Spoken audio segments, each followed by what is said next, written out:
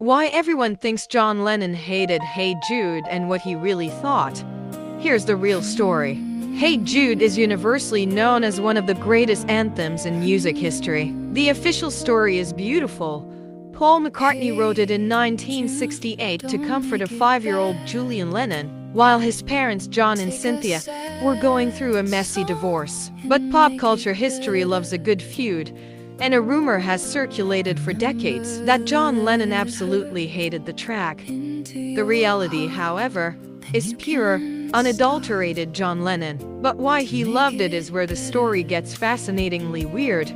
You see, John possessed a legendary ego. To clear up the myth, John did not hate Hey Jude. In fact, he publicly called it a masterpiece and admitted it was Paul's best song. To clear up the myth, John did not hate Hey Jude. In fact, he publicly called it a masterpiece and admitted it was Paul's best song. When Paul first brought the track to him, John didn't hear a song meant to comfort his broken-hearted little boy.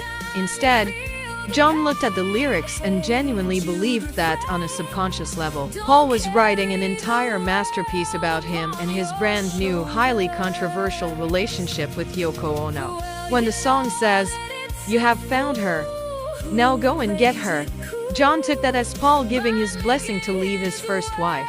John famously claimed that Paul was saying, "Hey, Jude, hey John, go ahead, leave me." When John shared this theory, Paul laughed and explained it was actually about Julian. But John refused to buy it. He felt lines like "you're waiting for someone to perform with" were a direct message about the crumbling of the Lennon-McCartney creative partnership. Despite this ego trip, John actually saved the song's most famous line.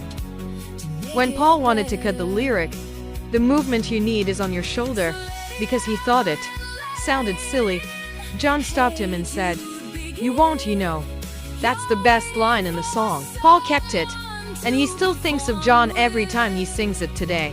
When we review this story, it stands out as a hilarious and deeply revealing window into the psychological warfare of the Beatles' final years. Critics and historians often point to this moment as the ultimate example of how intertwined John and Paul's minds were. Even when Paul was attempting an act of pure external empathy for a child, John could only view the universe through the lens of his own life. It is a brilliant review of how creative geniuses project their own realities onto art. Ultimately, the moral lesson of this story is about the beautiful, unpredictable nature of art itself. Once a creator releases a piece of art into the world, it no longer belongs solely to them.